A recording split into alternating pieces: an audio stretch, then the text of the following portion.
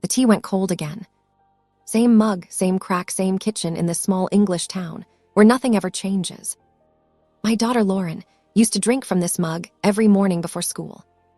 Now she lives 15 minutes away, and I haven't seen her face in 10 months. No call on my birthday. No text after my surgery. Just silence. Straight up ghosted by my own blood. And the messed up part, I carried that girl on my back for 3 decades. I worked double shifts at the care home.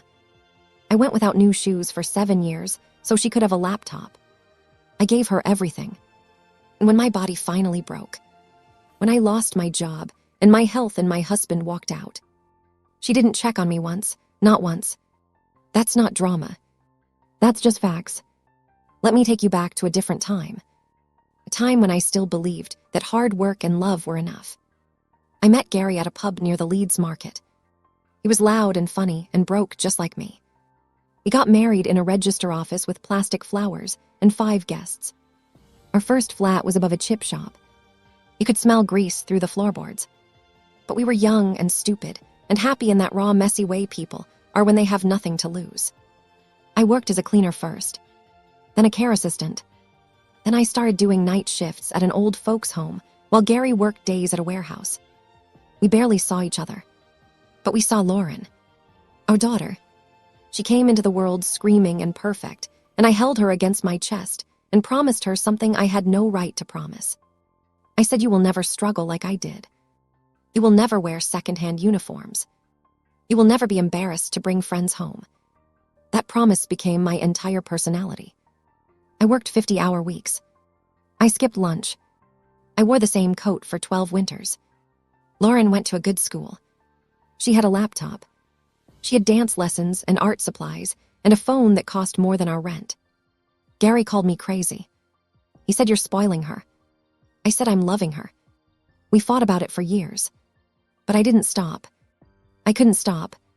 Because every time I looked at Lauren, I saw my own childhood. My mom worked 3 jobs and still couldn't afford my school trip. I never forgot that feeling.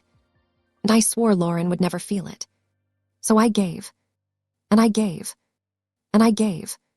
No complaints. No receipts. Just love. Or what I thought was love. Looking back now, I realized something painful. I wasn't raising a daughter. I was building a debt she never agreed to owe. The wedding planning was the first time I saw who Lauren had become. She met a bloke named Tom. Nice family. Big house in Surrey. His mum Carol had a voice like warm honey and a smile that never reached her eyes. They wanted a proper wedding. A country manor. 4 courses. A live band. £50,000 easy. I sat in their fancy kitchen with my cracked hands under the table, and I told Lauren the truth. I said, "Love, I can't afford that. My knees are gone. The care home let me go. Dad left. I have $2,000 in savings and that's it." Lauren looked at me like I had failed a test she hadn't told me about. She said, "Mum, everyone's parents help. Tom's parents are paying for the venue. The least you can do is the dress and the flowers." The dress alone was £3,000. I took a loan. A high-interest loan from one of those online lenders. I didn't tell Lauren. I didn't want to ruin her big day. The wedding was beautiful. Lauren looked like a princess. I stood at the back in a borrowed dress, watching her take her vows. She didn't look at me once during the photos. The photographer put me at the edge of every frame. Carol stood in the middle. After the reception, I went back to my empty flat. Gary was gone. Lauren was gone. And I had a loan payment due in 30 days. That night I sat on my sofa and I felt something crack inside me. Not my heart, my hope. I realized she had already moved on. She had a new family now. And I was just the woman who raised her. Not part of her future. Just a line on her past. The months after the wedding were brutal. Lauren and Tom bought a new build in a nice part of town. I was invited once for a Sunday roast. I brought wine I couldn't afford. She showed me the kitchen island, the marble floors, the guest room with an en suite. I stood in that guest room and thought I have never had an en suite. I have never had a kitchen island. I have never had a holiday that didn't involve a relative's spare bed. But I didn't say that. I just smiled. The loan took £800 a month from my pension. 800. My rent was 600. I had nothing left for food some weeks. I started skipping my blood pressure pills, just to save 30 quid. The pharmacist noticed. He pulled me aside one day and said, "Margaret, are you all right?" I lied. I said I'm fine. I wasn't fine. Then my body started breaking. First my hip, then my hands. The doctor said arthritis. He said you need surgery on your right knee. The waiting list was 18 months. Private surgery was £12,000. I had zero. I called Lauren. She didn't pick up. I called again. She texted back after 2 days. She said busy at work Roman 20. That was it. No Roman 20 is real. No Roman 20 pays bills. I called a third time. She answered. I told her about the knee. I didn't beg. I just said, "Love, I need some help. Even a few hundred for the private consultation." She sighed. I heard it. That long, tired sigh that says you are a burden. She said, "Mum, Tom and I are saving for a new car. His parents are helping with the deposit. I can't right now. Can you ask the council for support?" The council. My daughter told me to ask the council. I hung up. I didn't cry. I just sat there. Then I called an old friend from the care home. A woman named Diane. Diane sent me £300 the same day. No questions, no sighs. Just a text that said, "Take care of yourself, love." Diane is not my blood.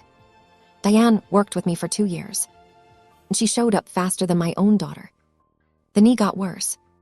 I used a cane. Then a walker. I lost my flat because I couldn't pay rent.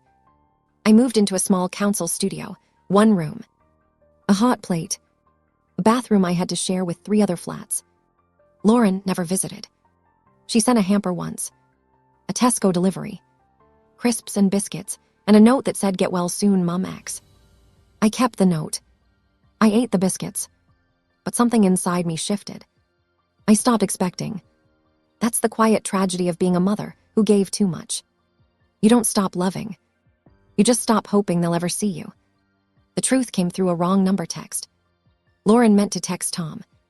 She typed a message about me. About how I was always playing the victim. How I made her feel guilty for living her own life. How I should have planned better instead of expecting her to fix my mistakes. She sent it to me by accident. I read it 3 times. Not because I didn't understand. Because I needed to believe it was real.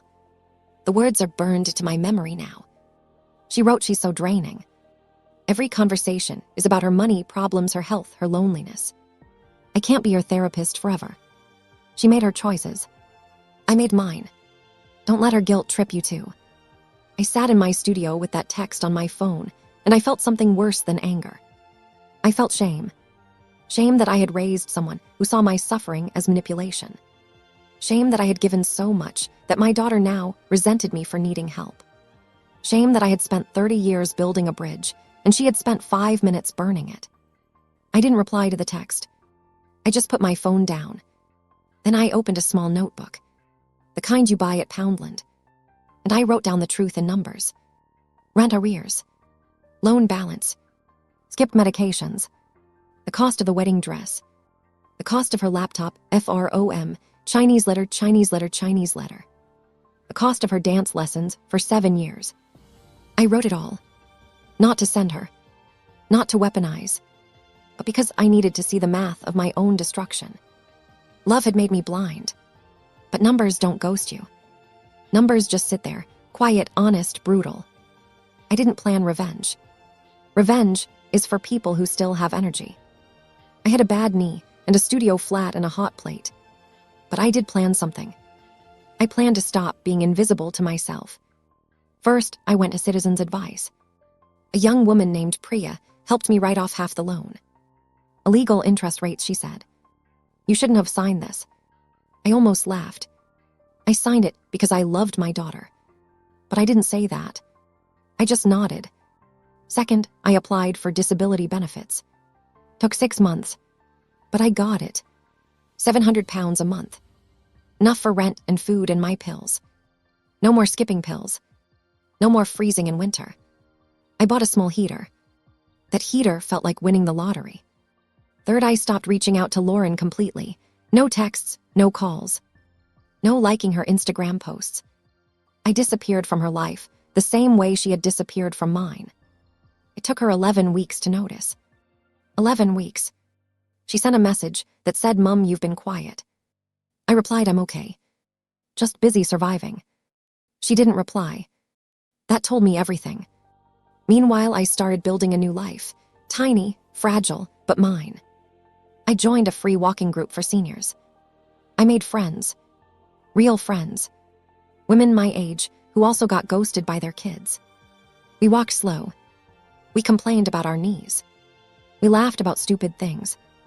One of them, Brenda, said to me, "Once you raised a daughter who forgot your number. But you didn't forget your own worth." That took me a minute to understand. I had tied my worth to Lauren my whole life. Her success was my success. Her happiness was my happiness. Her rejection was my annihilation.